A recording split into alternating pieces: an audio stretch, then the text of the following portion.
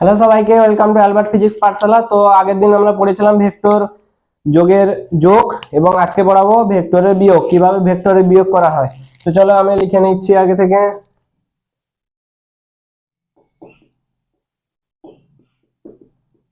Okay, subtraction of two vectors. তো চলো ভেক্টরের বিয়োগ কিভাবে, ভেক্টরের যোগ আগের দিন শিখেছি, ত্রিভুজ সূত্র এবং সামঞ্জস্য সূত্র। আশা করি তোমরা সেগুলো বুঝতে পেরেছো, আর যদি না দেখে থাকো দেখে নেবে। তো চলো ভেক্টরের বিয়োগ কিভাবে করব। তো আমরা দুটি ভেক্টর আঁকবো, ডিরেকশন দিলাম এ ভেক্টর বি ভেক্টর, ঠিক আছে। আমরা দেখো ভেক্টর যোগের সূত্র জানি, ঠিক আছে। ভেক্টর যোগের সূত্রকে কাজে লাগিয়ে আমরা বীজগণিত হিসাবে আমরা বিয়োগ করব। তো চলো চলো দেখো আমাদের কি বের করতে হবে, সি ভেক্টর সমান A vector minus B vector, এটাই তো বের করতে হবে। তো চলো আমরা বিয়োগের সূত্র জানি না, আমরা যোগের সূত্র আগের দিন শিখে গেছি। তো যোগের সূত্র দেখে আমরা আমরা তো যোগের সূত্র শিখিয়েছি নাকি, হ্যাঁ কি না, শিখেছি তো। তো চলো আমরা সেই যোগের সূত্র থেকে বিয়োগের সূত্র বের করবো। তো চলো এই ভেক্টর তো আমরা একটু কায়দা করতে হবে, ঠিক আছে। তো চলো এখানে বি ভেক্টর উপর দিকে যাচ্ছে, মানে এর ডিরেকশন উপর দিকে আছে। তো আমি এখান থেকে, এখানে তার মূল মূল বিন্দু, তো আমি এখান থেকে এদিকে একটা ওই একই ভেক্টর আঁকলাম, ও ডিরেকশন মানে বিপরীত দিকে আঁকলাম। তো মাইনাস বি ভেক্টর এটা হবে, ঠিক আছে। এটা কি হবে, মাইনাস বি ভেক্টর। ডিরেকশন অন্যদিকে না, এই ভেক্টরটার বিপরীত এঁকেছি, মানে মাইনাস তো হবে না।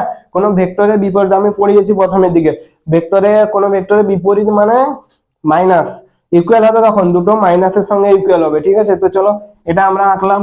তো এখান থেকে আমরা একটা সামান্তর, তো এবার দেখো, হ্যাঁ, আমরা কি বলেছিলাম, টেল টু টেল হলে কোন সূত্র লাগে, সামান্তরিক সূত্র। আর হেড টু টেল হলে কোন সূত্র লাগে, ত্রিভুজ সূত্র।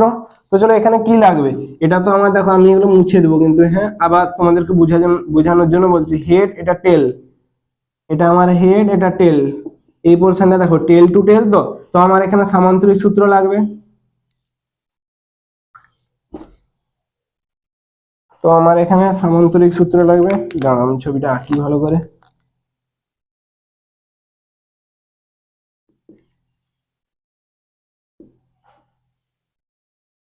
তো আমার এখানে কোন সূত্র লাগবে, সামান্তরিক সূত্র।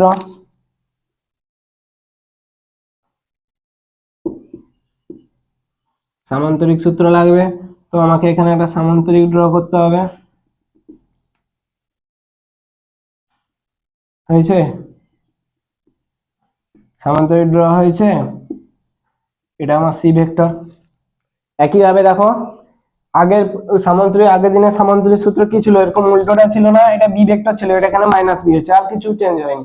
আর এটা নিচের দিকে হয়েছে, এটা মাইনাস বি হয়েছে, ডিরেকশনটা খালি চেঞ্জ হয়েছে। মাইনাস নিয়ে কোনো ফ্যাক্টর না, তোমাকে বললো 5 কিমি যাও, ঠিক আছে, তুমি 5 কিমি যাবে না, গিয়ে বলবে না -5 কিমি এসেছি, ঠিক আছে। সেরকম কোনো হয় না, খালি ডিরেকশন হচ্ছে দেখায় কোন দিকে গেছে, ঠিক আছে। তো এক্ষেত্রে ডিরেকশন লাগবে না। তো চলো আমাদেরকে আলটিমেট এটা বের করতে হবে। তো আমরা এটাকে লিখতে পারি, লিখতে পারি না। তো একই তো লিখলাম, দেখো A vector plus minus B vector. আর এটা এটা থেকে এটা আমরা আসতেই পারি, একই লিখেছি। আর আমার এই ছবিতে, নিচের ছবিতেও ঠিক আছে, তাই কি না, ঠিক আছে। তো চলো আমরা এটা লিখলাম। তো আলটিমেট দেখো আর কিছু না, আমার খালি বি ভেক্টর আগে ছিল কি, সি ভেক্টর সমান A vector plus B vector. তো আমার আগে ছিল প্লাস বি ভেক্টর, এখানে ডিরেকশন চেঞ্জ হয়ে খালি মাইনাস বি ভেক্টর হয়েছে, ওকে, আর কিছু হয়নি। তো চলো আমরা আলটিমেট সেই সূত্র লিখতে পারি, লব্ধির ফর্মুলা এ স্কোয়ার প্লাস বি স্কোয়ার। ও এখানে কেউ মাইনাস বি বসাবে না, ঠিক আছে, ডিরেকশন না, খালি মানটা দরকার এখানে। মানের জন্য মান, এটা লব্ধি মানে মানটাই বের করতে হবে, ডিরেকশন দেইনি এখানে আমি, এটা ডিরেকশন না, ঠিক আছে, এটা মানটাই বের করতে হবে। তো এখানে মাইনাস বি অনেকেই বসিয়ে দেয়, ভুল করে দেয়।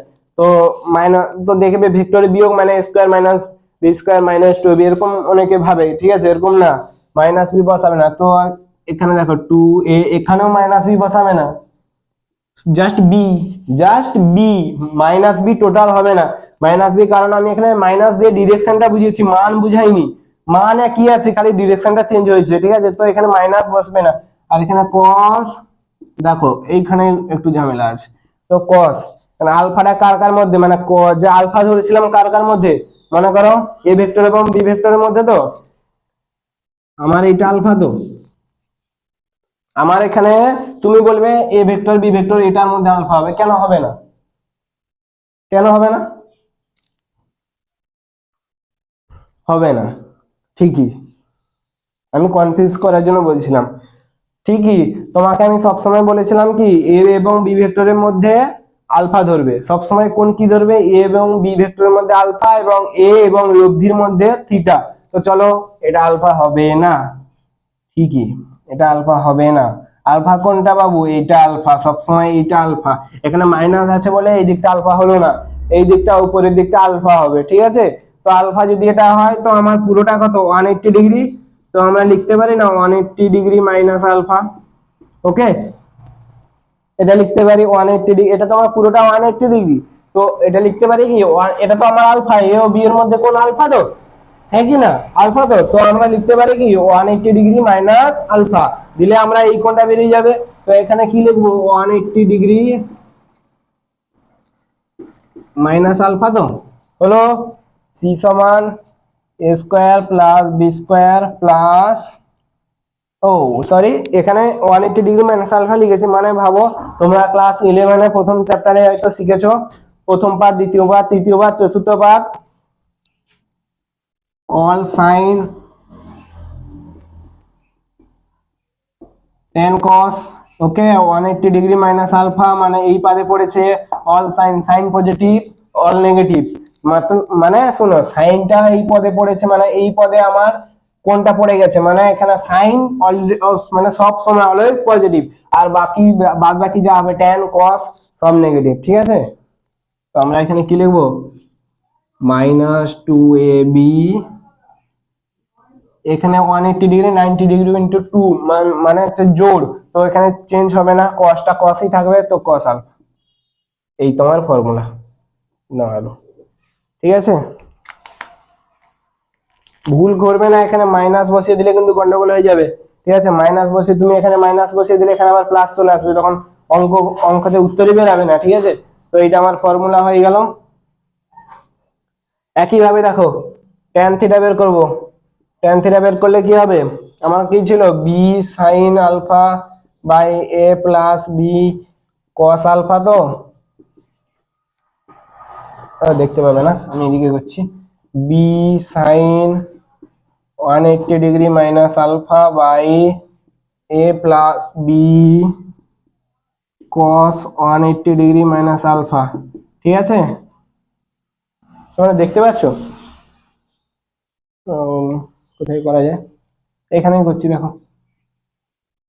B sine alpha 180 degree minus alpha মানে sine positive, A plus 180 degree minus alpha মানে সাইনে পড়ছে মানে cos negative, A minus B cos alpha. Okay, এটাই ট্যান থিটা। তো চলো এই পর্যন্ত, তোমরা ভালো থেকো, সুস্থ থেকো এবং পড়াশোনা চালিয়ে যাও, ঠিক আছে, টাটা।